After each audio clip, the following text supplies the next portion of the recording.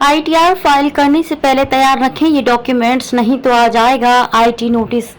Income tax return file करने का समय आ गया है। 31 जुलाई 2024 से पहले सभी करदाता को रिटर्न फाइल करना होगा। अक्सर हम आईटीआर फाइल करते समय हम उससे जुड़े दस्तावेज ढूंढते हैं, ऐसे में समय भी जाता है और परेशानी अलग से होती है। समय बचाना, परेशान न हो, इसके लिए टैक्स पेयर आईटीआर फाइल करने से पहले ही सभी जरूरी दस्तावेजों को एक जगह रख लेना चाहिए। इससे रिटर्न फाइल करने का प्रोसेस बहुत आसान हो जाएगा और आईटीआर फाइल करते समय कोई परेशानी भी नहीं होगी।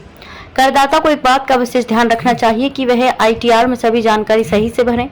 अगर कोई भी गलती होती है तो आयकर विभाग द्वारा आईटीआर खारिज कर दिया जाता है। आइए आपको बताते हैं कि इनकम टैक्स रिटर्न फाइल करते समय आपको कौन कौन से डॉक्यूमेंट्स तैयार रखने चाहिए। रिटर्न फाइल करते समय फॉर्म 16 बहुत ज़रूरी होता है। वैसे तो कंपनी द्वारा फॉर्म 16 जारी किया जाता है, लेकिन अगर करदाता ने फाइनेंशियल ईयर में नौकरी बदली है तो उसे रिटर्न फाइल करने से पहले पुरानी कंपनी से फॉर्म 16 ले लेना चाहिए।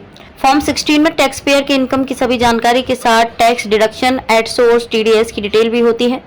रिटर्न फाइल करने से पहले करदाता जरूर चेक कर लें कि फॉर्म 16 की सब जानकारी सही है या नहीं। इंटरेस्ट सर्टिफिकेट, बैंक में जमा राशि पर हमें इंटरेस्ट मिलता है। अगर एफडी या कोई दूसरे स्कीम में निवेश किया है तो उस पर मिलने वाले रिटर्न की जानकारी भी हमें आयकर विभाग को देनी होती है।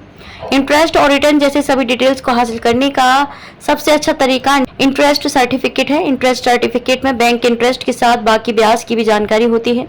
अगर सेविंग अकाउंट पर सालाना 10,000 रुपए तक का ब्याज मिलता है तो इस पर कोई टैक्स नहीं लगता है। कई करदाता जॉब के साथ कई और सोर्स के भी इनकम कमाते हैं। इनकम के लिए वो कई जगह जैसे म्यूचुअल फंड या शेयर मार्केट आदि में निवेश करते हैं। इन निवेश की भी जानकारी आयकर विभाग को देनी होती है। आईटीआर फाइल करते समय करदाता को बताना होता है कि उसने कहां कहां निवेश किया है और वहां से उसे कितना लाभ मिला है। अगर करदाता को निवेश के जरिए कैपिटल गेन मिलता है तो आईटीआर में इसकी डिटेल्स भी देनी होती है।